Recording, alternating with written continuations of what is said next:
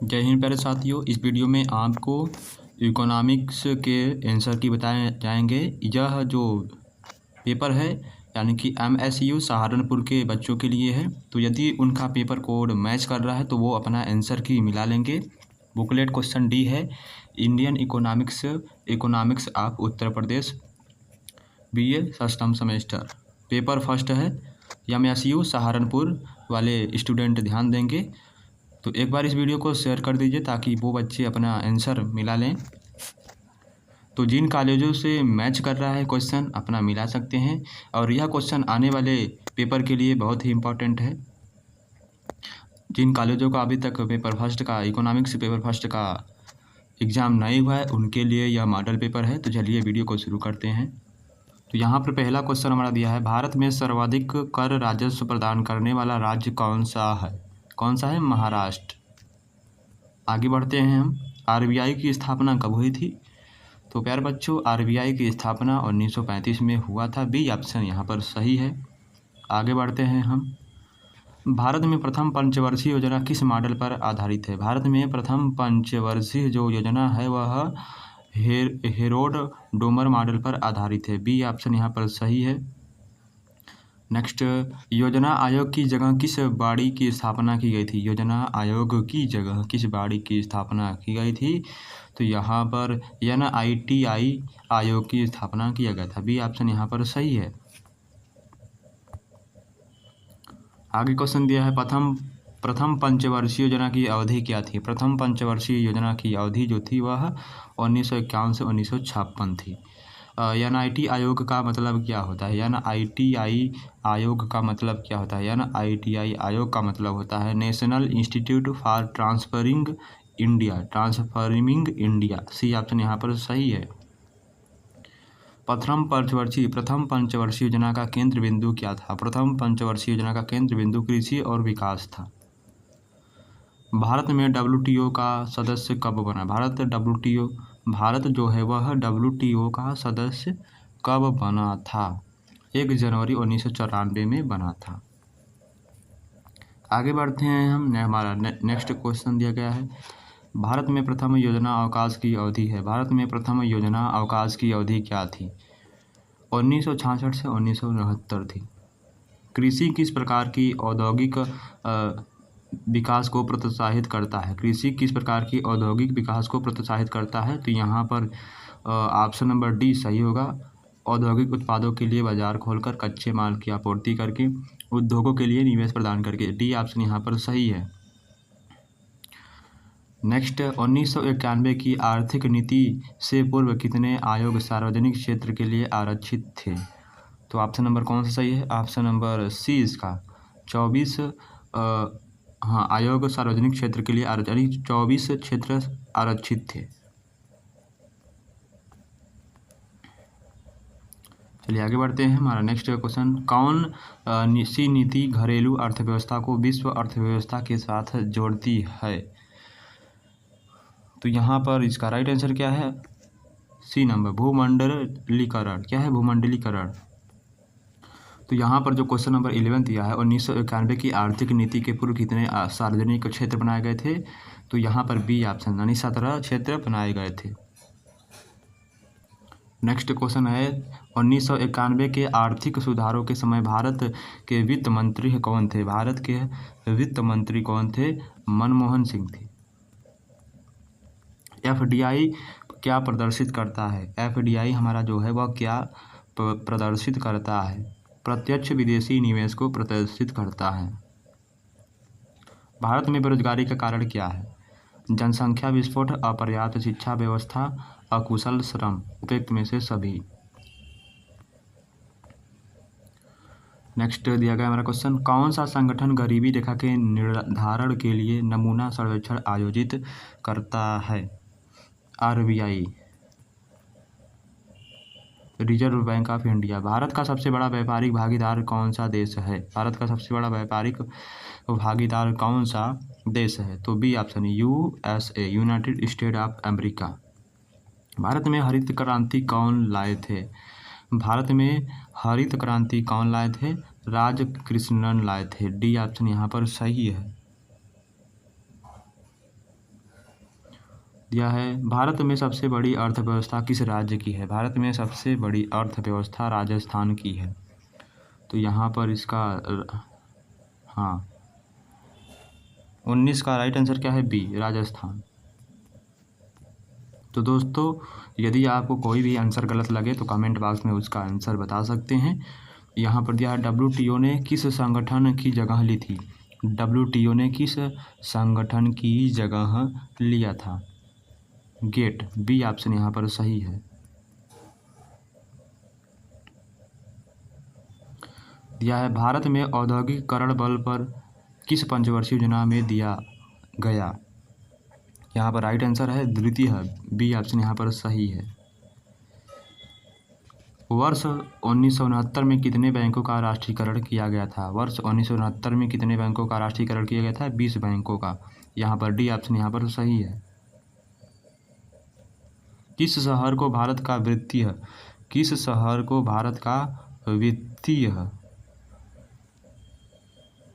राजधानी कहा जाता है। किस शहर को भारत का वित्तीय राजधानी कहा जाता है। तो यहाँ पर सी ऑप्शन बेंगलोर को कहा जाता है। तो यदि आप हमारे चैनल पर नए हैं तो चैनल को सब्सक्राइब करिए और वीडियो को लाइक ज़रूर करिएगा। लाइक होने से हमें एक मोटिवेशन मिलता है कि चलिए आपने हमारे वीडियो को लाइक किया है और हम आपके लिए एक अच्छा सा बेहतर प्रदर्शन करेंगे आपके लिए हमेशा। तो यहाँ पर नेक्स्ट प्रत्यय दिया है प्रच्छन्न बेरोजगारी का अर्थ क्या होता है। प्रच्छन्न बेरोजगारी का अर्थ क्या होता है। तो यहाँ पर दिया गया है श्रम की सीमांत उत्पादक का शून्य होना। श्रम की सीमांत और उत्पादक का शून्य होना, सी ऑप्शन यहाँ पर सही है। दिया है प्लान्ड इकोनॉमिक फॉर इंडिया पुस्तक किसने लिखा है। प्लान्ड इकोनॉमिक फॉर इंडिया पुस्तक के लेखक हैं सरदार पटेल हैं, बी ऑप्शन यहाँ पर सही है। दुर्गापुर भिलाई और राउरकेला में स्टील कारखानों की स्थापना की गई थी। पंचम पंचवर्षीय योजना के दौरान योजना आयोग के प्रथम चेयरमैन कौन थे। Doctor Rajendra Prasad, option number A इसका सही आंसर है। नेक्स्ट स्फीति उत्पन्न होने का कारण क्या है। स्फीति उत्पन्न होने का कारण क्या है। ऑप्शन नंबर मुद्रा आपूर्ति में वृद्धि, उत्पाद आपूर्ति में वृद्धि, उपयुक्त में से दोनों, सी ऑप्शन यहाँ पर सही है। निम्नलिखित में से कौन सा शहर नोट प्रिंटिंग प्रेस का नहीं है। इनमें से कौन शहर नोट प्रिंटिंग प्रेस का नहीं है। नई दिल्ली, डी ऑप्शन यहाँ पर सही है। वर्तमान में भारतीय रिजर्व बैंक के गवर्नर कौन है। शशिकांत दास हैं। कौन है, शशिकांत दास।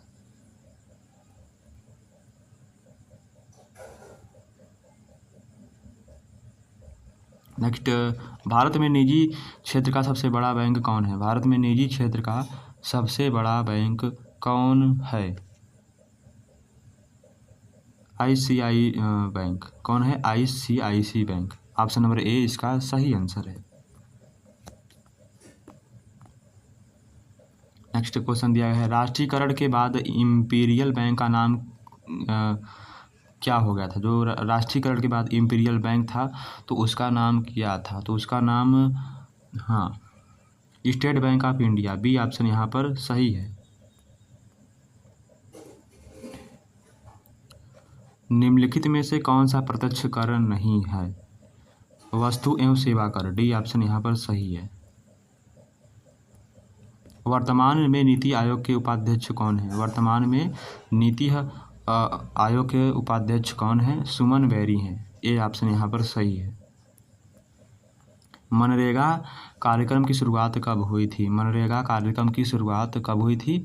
तो ऑप्शन फरवरी 2006 में हुआ था। नेक्स्ट दिया गया हमारा क्वेश्चन वर्ष 2023 में मानव विकास सूचकांक के आधार पर भारत का विश्व में कौन सा स्थान था। भारत का विश्व में कौन सा स्थान था। डी ऑप्शन 134वां स्थान था। भारत में मौद्रिक नीति कौन क्रियान्वित करता है। भारत में मौद्रिक नीति को कौन क्रियान्वित करता है। तो 37 का राइट आंसर है reserve bank of India. PP का पूर्ण रूप क्या होता है? पीपीपी का फुल फॉर्म क्या होता है? पब्लिक प्राइवेट पार्टनरशिप होता है। भारत में जिम्मेदारी व्यवस्था की शुरुआत किसने की थी? भारत में जिम्मेदारी व्यवस्था की शुरुआत लॉर्ड कॉर्नवालिस ने किया था। सी ऑप्शन यहाँ पर सही है। नेक्स्ट क्वेश्चन दिया गया है, बजट 2023-24 के अनुसार लक्षित राजकोषीय घाटा कितना होता है? कितना है? जीडीपी का 5.9%। वर्ष 2023-24 के लिए भारत में जीडीपी की वृद्धि दर का अनुमान कितना है? ऑप्शन नंबर सी 5.9% अनुमान है।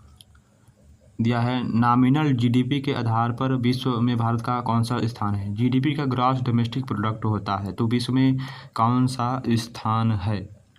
5वां स्थान है। निम्नलिखित में से कौन सा सार्वजनिक क्षेत्र का बैंक नहीं है? इनमें से कौन सार्वजनिक क्षेत्र का बैंक नहीं है? कौन नहीं है? HDFC bank.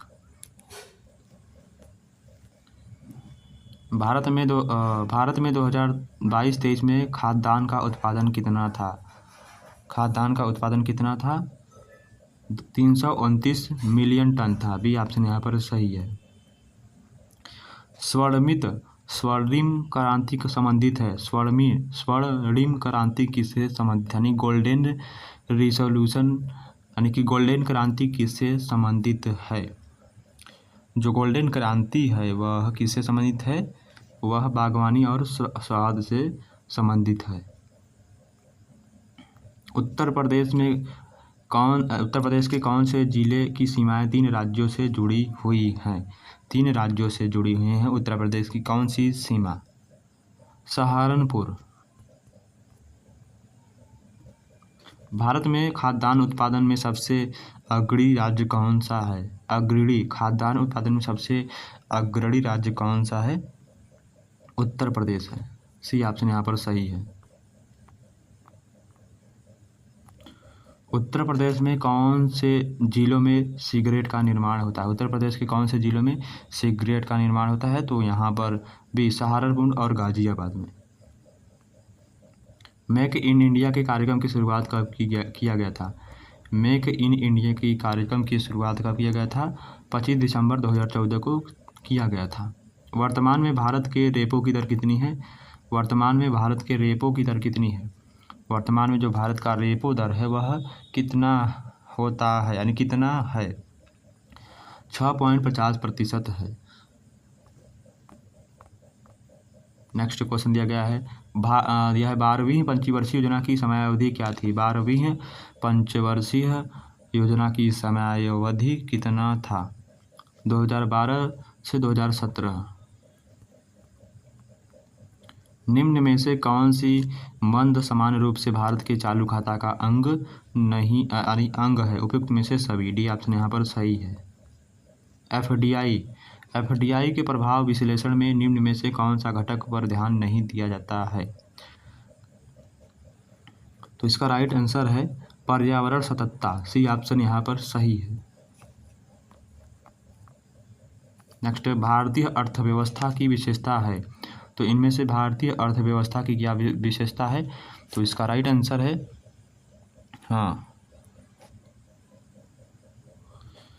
इसका राइट आंसर है ऑप्शन नंबर सी, मिश्रित अर्थव्यवस्था। निम्नलिखित में से भारत किसका सदस्य नहीं है? निम्नलिखित में से भारत किसका सदस्य नहीं है? यानी नाटो का। किस रिपोर्ट में सतत विकास की अवधारणा को परिभाषित किया गया है? ब्रंटलैंड रिपोर्ट में। ए ऑप्शन यहाँ पर सही है। नेक्स्ट क्वेश्चन दिया गया हमारा, निम्न में से कौन सा क्षेत्र भारत की जीडीपी में सबसे महत्वपूर्ण योगदान देता है? इसका राइट आंसर है सेवा क्षेत्र। भारतीय बैंकिंग क्षेत्र में कौन सी बॉडी नियंत्रित करती है? नाबार्ड। बी ऑप्शन यहाँ पर सही है।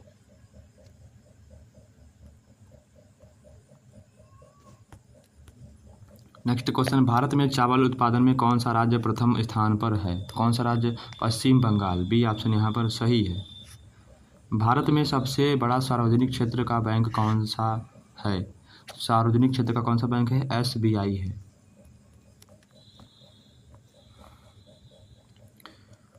नेक्स्ट क्वेश्चन, क्षेत्रफल की दृष्टि से भारत में उत्तर प्रदेश का कौन सा स्थान है? उत्तर प्रदेश में कौन सा स्थान है? तो चतुर्थ यानी चौथा स्थान है। नेक्स्ट क्वेश्चन, 2011 की जनगणना के अनुसार उत्तर प्रदेश में स्त्री पुरुष का अनुपात कितना था? तो यहाँ पर 2011 की गणना के अनुसार उत्तर प्रदेश में स्त्री पुरुष का अनुपात जो था, तो इसका राइट आंसर है ऑप्शन नंबर बी, 898 था। नेक्स्ट, उत्तर प्रदेश सरकार द्वारा खनिज विकास निगम की स्थापना कब किया गया था? खनिज विकास योजना का 23 मार्च 1974 को किया गया था।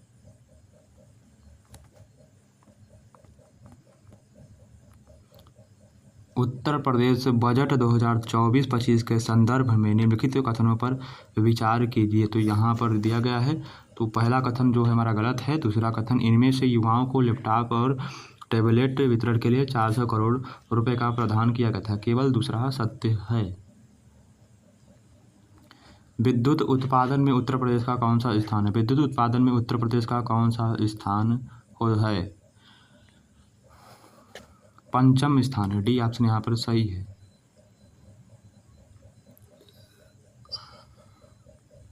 चलिए आगे बढ़ते हैं। भारत में भूमि सुधार से पहले भूधारण की कितनी प्रणालियां थी? भूधारण की कितनी प्रणालियां थी? 3 प्रणालियां थी। नेक्स्ट, कृषि वित्त में सर्वोच्च संस्था है। कृषि वित्त में सर्वोच्च संस्था क्या है? कृषि वित्त में सर्वोच्च संस्था का नाम क्या है? तो 68 का यहाँ पर राइट आंसर क्या है? बी, नाबार्ड, बी ऑप्शन यहाँ पर सही है। भारत में सामुदायिक विकास का कार्यक्रम कब प्रारंभ हुआ था? भारत में सामुदायिक विकास का कार्यक्रम कब प्रारंभ हुआ था? तो इसका राइट आंसर है 1952। उत्तर प्रदेश का परंपरागत उद्योग क्या है? उत्तर प्रदेश का परंपरागत उद्योग है वह क्या है? चीनी है। ऑप्शन नंबर ए इसका सही आंसर है। गरीबी हटाओ का नारा किसने दिया था? गरीबी हटाओ का नारा इंदिरा गांधी ने दिया था। आगे बढ़ते हैं नेक्स्ट क्वेश्चन में। भारत की राष्ट्रीय आय में कृषि का प्रतिशत योगदान कितना है? यानी कि बढ़ रहा है, घट रहा है, ऋणात्मक है कि स्थिर है? तो कितना है? यानी घट रहा है। भारत की राष्ट्रीय आय में कृषि का प्रतिशत योगदान घट रहा है। दिया है, निम्नलिखित में से कौन सी कमेटी निर्धनता मापदंड से संबंधित है? कौन सी कमेटी निर्धनता मापदंड से संबंधित है? तेंदुलकर कमेटी, ए ऑप्शन यहाँ पर सही है। नेक्स्ट, स्वतंत्र भारत में पहली औद्योगिक नीति की घोषणा किस वर्ष किया गया था? 1948 में। भारत में योजना आयोग की अध्यक्षता कौन करता है? कौन करता है? प्रधानमंत्री, बी ऑप्शन यहाँ पर सही है। तो ये थे आपके 75 क्वेश्चन MSU सहारनपुर वाले स्टूडेंट के लिए। क्या है? MSU सहारनपुर, ठीक है। तो वो पेपर कोड डी है, यानी कि पेपर का बुकलेट कोड डी है। तो सभी जो कोड होते हैं, कोडों का जो आंसर होता है सेम होता है, यानी क्वेश्चन सेम होता है। बस जैसे 75 यहाँ, यानी 75 यहाँ पर ये क्वेश्चन है, तो ये क्वेश्चन कहीं और पेज पर दिया रहेगा। बस इस तरह से क्वेश्चन रहता है। बाकी जो ए है, बी है, सी है और डी, तो इन तीनों का जो क्वेश्चन है और इससे मैच करेगा, बस क्वेश्चन आगे पीछे रहेगा। तो सभी लोग अपना आंसर मिला लेंगे MSU सहारनपुर के स्टूडेंट। तो यदि आप भी अपने पेपर का आंसर की चाहते हैं तो हमारे टेलीग्राम चैनल में जुड़कर टेलीग्राम में पेपर को भेजकर आंसर प्राप्त कर सकते हैं। धन्यवाद। यदि कोई भी आंसर गलत लगा हो उसके लिए क्षमा चाहते हैं, आप उसका आंसर कमेंट बॉक्स में बता सकते हैं, आपके मैसेज को पिन किया जाएगा। धन्यवाद।